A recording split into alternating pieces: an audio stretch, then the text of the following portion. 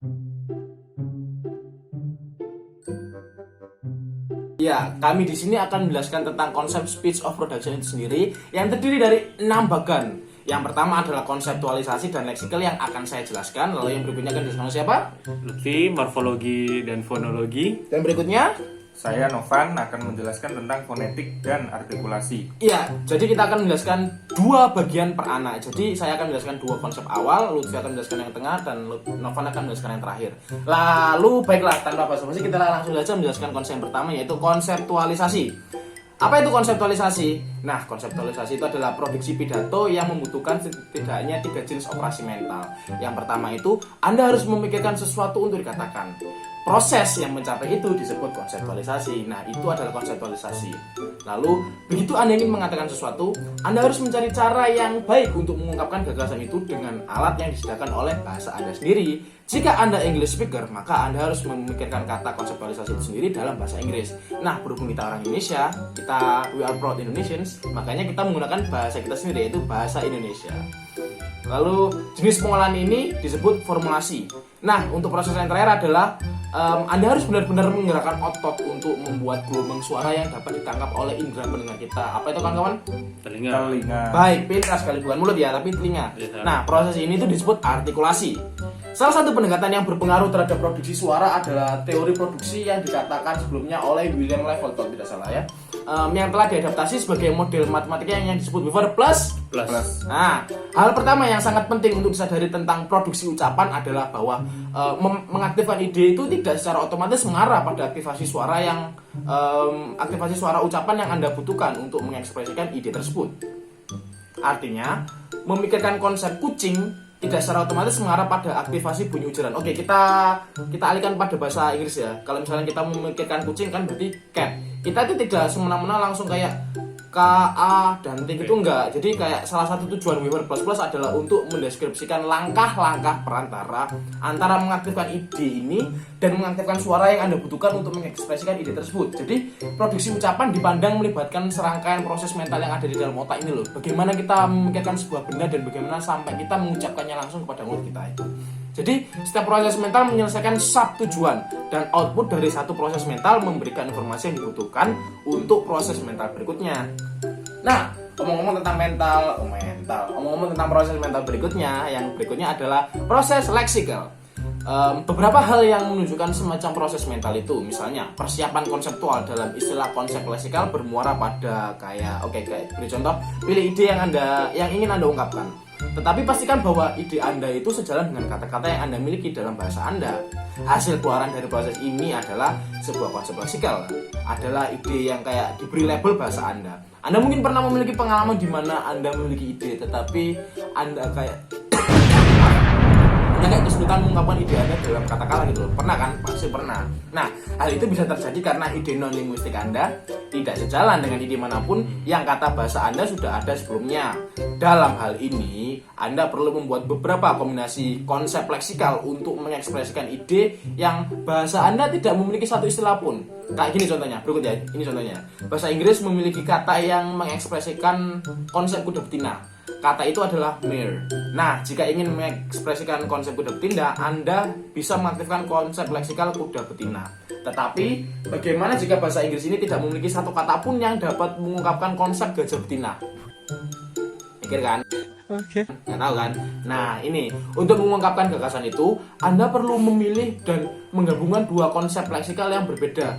Yaitu, apa kan kalau misalnya kita menjelaskan tentang gajah yang cewek, Perempuan dan gajah. Nah, bisa nebak kan apa jadinya nanti? Gajah betina. Nah, karena gagasan itu tidak selalu selaras dengan kata-kata individu, kita memerlukan tahapan pemrosesan yang mengambil gagasan non-linguistik kita dan kayak menemukan bentuk leksikal atau linguistik yang dapat kita gunakan untuk mengungkapkan gagasan-gagasan itu sendiri. Oleh karena itu, proses leksikalisasi berfungsi sebagai antarmuka antara proses pemikiran non-bahasa dan sistem linguistik yang menghasilkan ekspresi verbal yang menyampaikan pemikiran tersebut.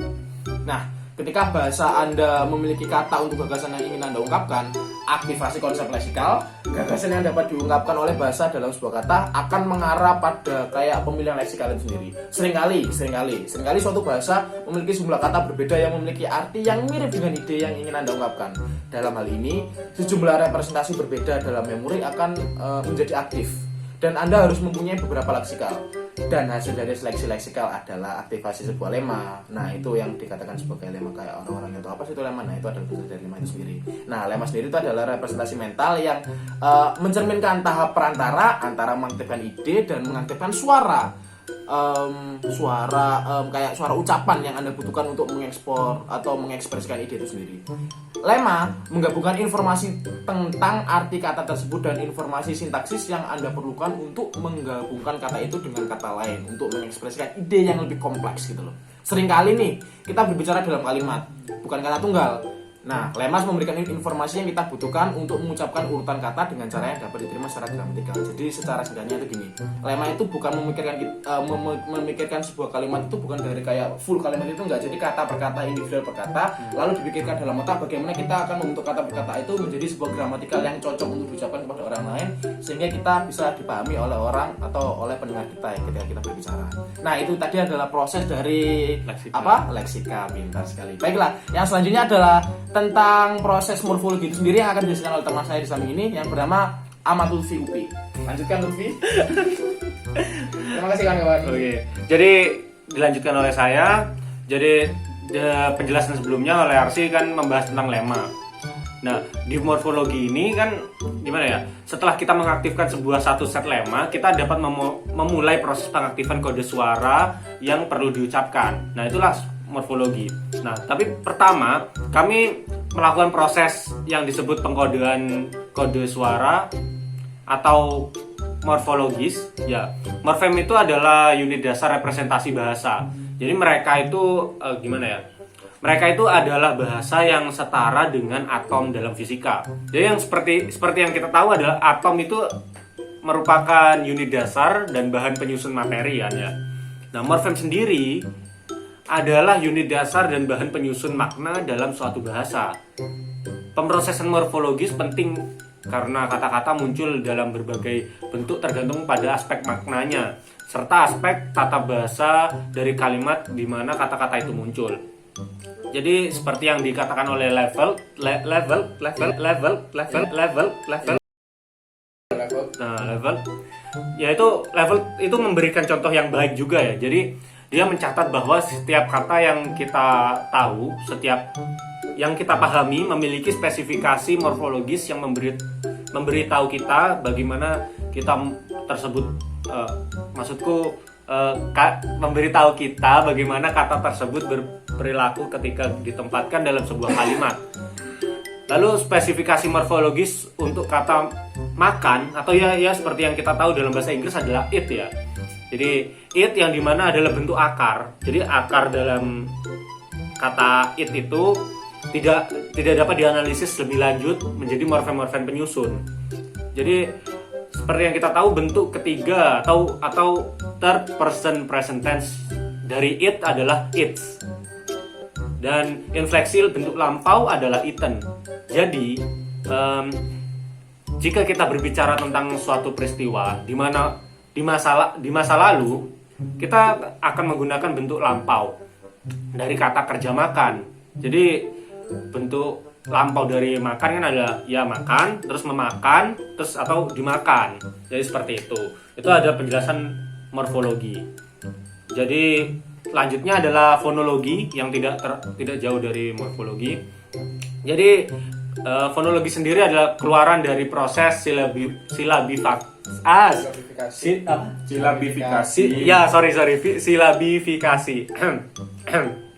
Ya, jadi itu adalah sekumpulan fonologis kata-kata.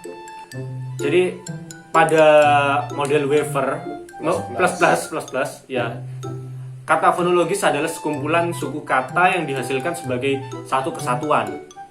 Nah, menurut model Weaver plus ya, Anda mulai berbicara setelah Anda mengaktifkan semua suku kata dalam kata fonologis tertentu. Bukti lebih lanjut bahwa kita berbicara dalam kata-kata fonologis bukan dalam morfem dan kata-kata leksikal, melainkan berasal dari ucapan dan dialek sehari-hari kita, atau biasa yang kita sebut informal. Nah, meskipun Anda dapat mengucapkan setiap ucapan dengan mengaktifkan sejumlah lema dan morfem secara bersamaan, Anda merencanakan gerakan bicara yang sebenarnya atau yang kita tahu adalah artikulasi satu kata fonologis pada satu waktu. Yaitu kita merencanakan gerakan yang ada perlukan untuk menghasilkan setiap kata fonologis satu suku kata pada satu waktu dengan cara ke kiri, ke kanan. Artinya Anda mengaktifkan fonem untuk suku kata yang akan Anda perlukan terlebih dahulu sebelum Anda mengaktifkan fonem dari suku kata yang Anda perlukan nanti. Nah, jadi ada persiapan seperti itu. Bukti aktivasi fonem ke kiri dan fonem ke kiri ke kanan dalam kata fonologis berasal dari studi yang melibatkan pemantauan fonem dalam eksperimen penamaan gambar. Jadi dalam eksperimen ini orang-orang memilih sebuah gambar, memilih sebuah gambar dan mencoba mengucapkan kata-kata yang mendeskripsikan gambar itu secepat mungkin. Ya, jadi orang itu dapat melakukan tugas pemantauan fonem ini dengan sangat akurat ya. Dengan mereka merespon sedikit lebih cepat jika fonem target berasal dari awal kata daripada jika fonem target berasal dari tengah atau akhir kata. Nah, jadi seperti itu penjelasan dari saya, lalu dilanjutkan oleh Novan. Ya, sekarang saya akan menjelaskan tentang fonetik. Selama pengodaan fonetik, sistem produksi ucapan berkonsultasi dengan sekumpulan representasi yang tersimpan dari suku kata tertentu. Sistem mengaktifkan representasi suku kata yang sesuai dan menempatkannya di posisi yang sesuai dalam bingkai. Nah, representasi ini digunakan oleh sistem motorik untuk membuat skor gestur fonetik, yaitu representasi yang digunakan oleh sistem motorik untuk merencanakan gerakan otot sebenarnya atau yang biasa disebut dengan artikulasi yang akan menghasilkan suara yang akan dipersepsikan oleh pendengar sebagai ucapan. Bukti yang mendukung model produksi ucapan seperti model Weaver++ dapat ditemukan dalam 3 jenis studi, yaitu yang pertama kesalahan ucapan, pengalaman tip of the tongue, dan studi waktu reaksi yang melibatkan penamaan gambar yang sering menggunakan versi interferensi kata gambar tugas. Pemodelan matematika menggunakan program komputer untuk mensimulasikan apa yang terjadi dalam kesalahpahaman bicara. Pengalaman tip of the tongue dan eksperimen penamaan gambar juga digunakan untuk menguji tentang bagaimana informasi mengalir melalui sistem produksi ucapan.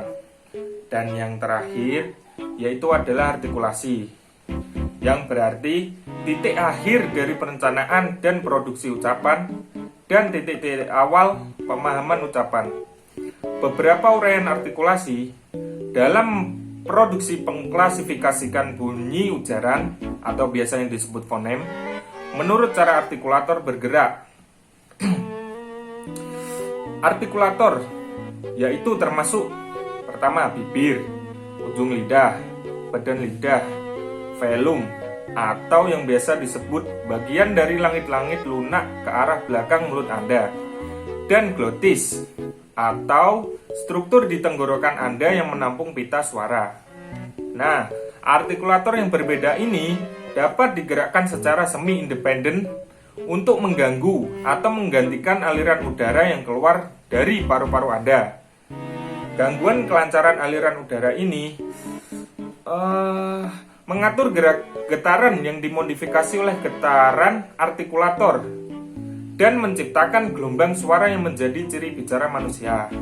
Nah, menurut teori fonologi artikulator, hasil dari proses perencanaan wicara adalah skor gestur, yaitu menciptakan isyarat kontrasif, yaitu di mana isyarat yang menciptakan perbedaan nyata antara sinyal bicara saat ini atau suara dan sinyal lain yang digunakan dalam bahasa tersebut. Nah, itu tadi adalah penjelasan dari kita bertiga. Apabila ada salah kata, ucapan, ataupun perilaku yang kurang berkenan di hati Anda, kita bertiga mohon maaf sebesar-besarnya.